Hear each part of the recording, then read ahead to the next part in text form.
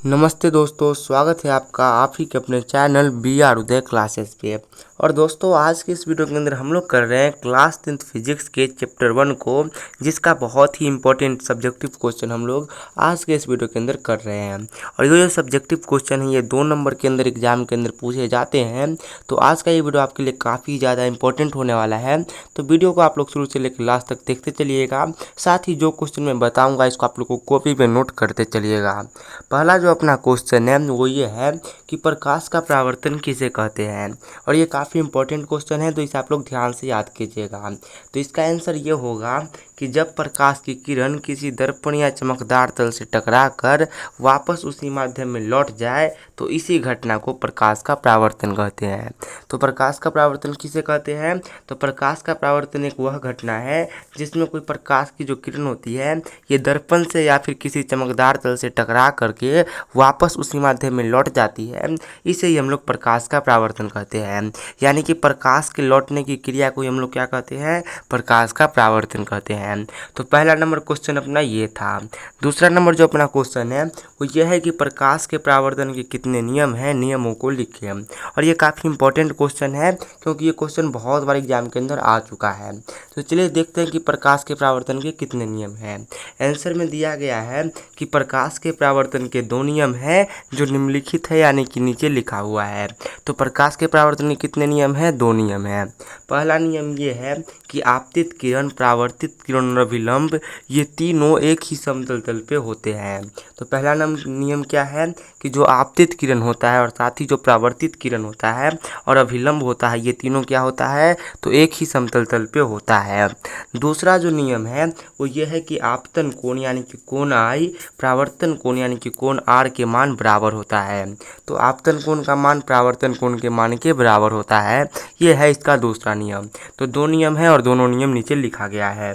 Next जो अपना question है वो ये है कि किरण पुंज किसे कहते हैं, ये कितने प्रकार के होते हैं, नाम लिखिए। तो चलिए जानते हैं कि किरण पुंज किसे कहते हैं। तो प्रकाश के किरणें को समूह को ही किरण पुंज कहते हैं। तो किरण पुंज किसे कहा जाता है? प्रकाश के किरणें के समूह को। ये 3 प्रकार के होते हैं। और किरण पुंज कितने प्रकार के होते हैं? तो ये 3 प्रकार के होते हैं।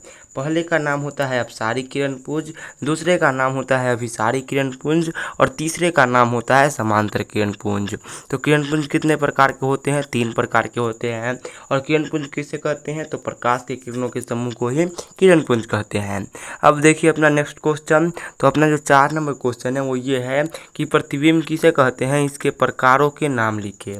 तो आंसर ये दिया गया है कि किसी बिंदु स्रोत से निकली प्रकाश की किरण दर्पण से परावर्तन के बाद जिस बिंदु पर आपस में मिलती है या जिस बिंदु से आती हुई प्रतीत होती है उसे उस बिंदु स्रोत का प्रतिबिंब कहते हैं।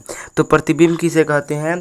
तो कोई बिंदु स्रोत से प्रकाश की किरण जब निकलती है और दर्पण से परावर्तन होता है उसके बाद वो जिस बिंदु पे आपस में मिलती है या फिर जिस बिंदु से आती हुई प्रतीत होती है इसी बिंदु को हम लोग क्या कहते हैं? तो उस बिंदु स्रोत का प्रतिबिंब कहते हैं।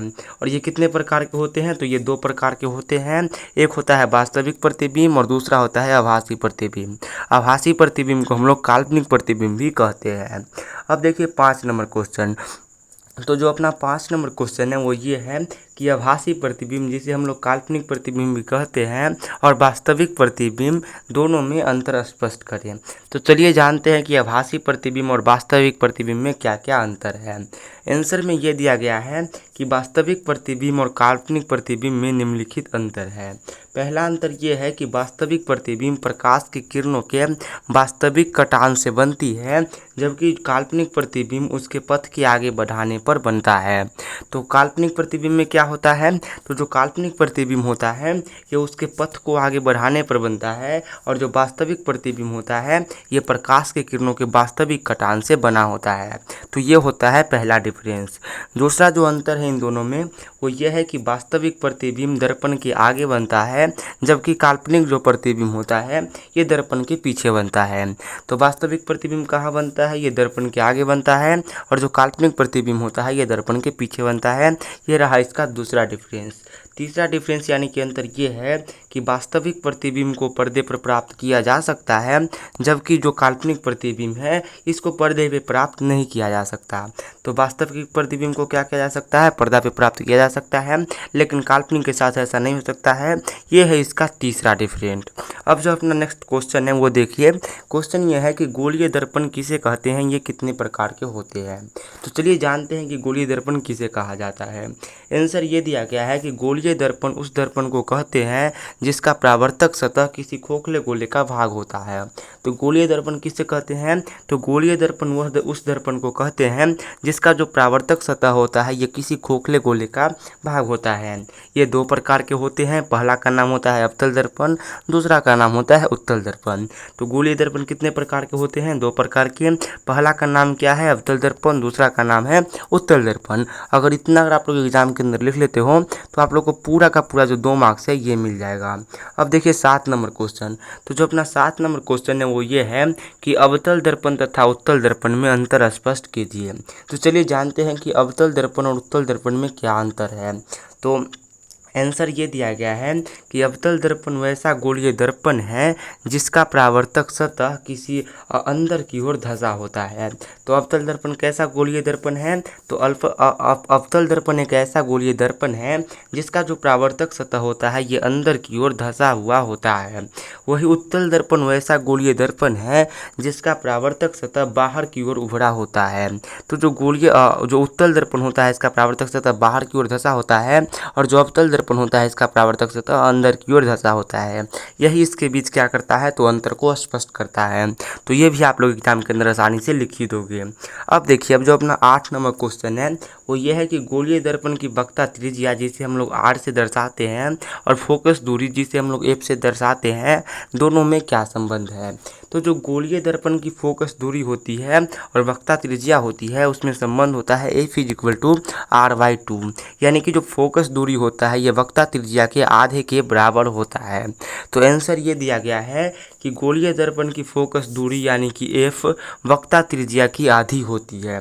तो जो गोलीय दर्पण की फोकस दूरी यानी कि F होती है, क्या होती है, तो R की आधी होती है, और यही इन दोनों में संबंध है। और इसका सूत्र क्या होता है, तो इसका सूत्र होता है F = R/2, यानी कि जो फोकस दूरी है ये क्या है, तो वक्रता त्रिज्या के आधे के बराबर होती है। नेक्स्ट क्वेश्चन देखिए, 9 नंबर जो अपना क्वेश्चन है वो ये है कि वाहनों के पश्चिमी दृश्य में उत्तल दर्पण का उपयोग क्यों किया जाता है।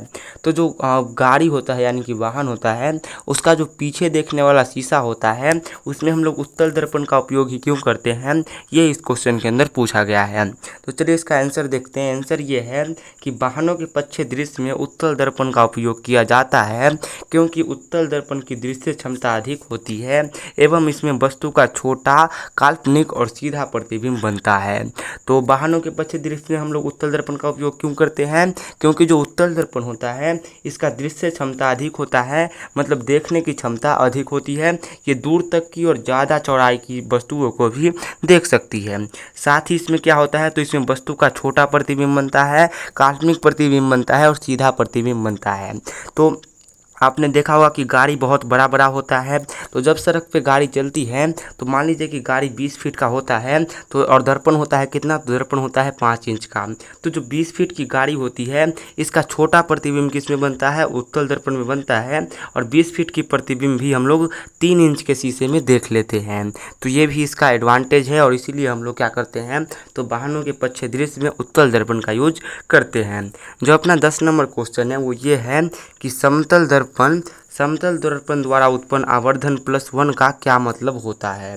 तो आंसर ये दिया गया है कि समतल दर्पण द्वारा उत्पन्न आवर्धन +1 का आंसर ये दिया गया है कि समतल दर्पण द्वारा उत्पन्न आवर्धन +1 में 1 का मतलब होता है प्रतिबिंब का आकार वस्तु के आकार के बराबर है, और जो प्लस का चिन्ह है इसका मतलब ये होता है कि प्रतिबिंब सीधा है।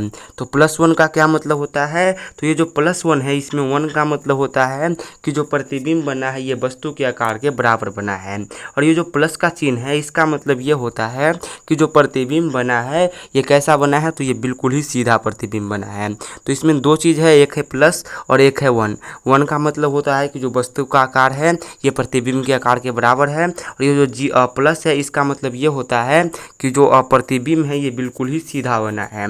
तो दोस्तों यही था आज का ये वीडियो। होप कि आप लोग को ये वीडियो पसंद आया। अगर पसंद आया तो आप लोग प्लीज़ लाइक कर दो। दो, साथ ही आप लोग शेयर वगैरह भी कर दो वीडियो को अपने दोस्तों के साथ, ताकि उनका भी थोड़ा बहुत फ़ायदा हो। और ऐसे ही वीडियो अगर आप लोग फ्यूचर में देखना चाहते हो तो चैनल को सब्सक्राइब कर लो। और साथ ही आप लोग क्या करो, तो मैं आप लोग को बताना चाहूँगा कि हम लोग 15 जुलाई से इस चैनल पर लाइव कर रहे हैं, तो आप लोग लाइव में भी जुड़ना। तो दोस्तों मिलते हैं नेक्स्ट वीडियो में, तब तक के लिए बाय बाय। एक और चीज़ की, अगर आप लोग को ये PDF चाहिए, जिस PDF से आप लोग अभी पढ़ रहे हो, तो ये PDF मैं बिल्कुल ही फ्री में अपने ग्रुप में देता हूँ। तो अगर आपने व्हाट्सएप ग्रुप को ज्वाइन नहीं किया है तो उसका लिंक आप लोग को डिस्क्रिप्शन के अंदर मिल जाएगा, वहाँ से जाकर के ग्रुप को ज्वाइन कीजिए, वहीं पे आप लोग को बिल्कुल ही इसका PDF फ्री में मिल जाएगा। तो मिलते हैं नेक्स्ट वीडियो में, तब तक के लिए बाय बाय।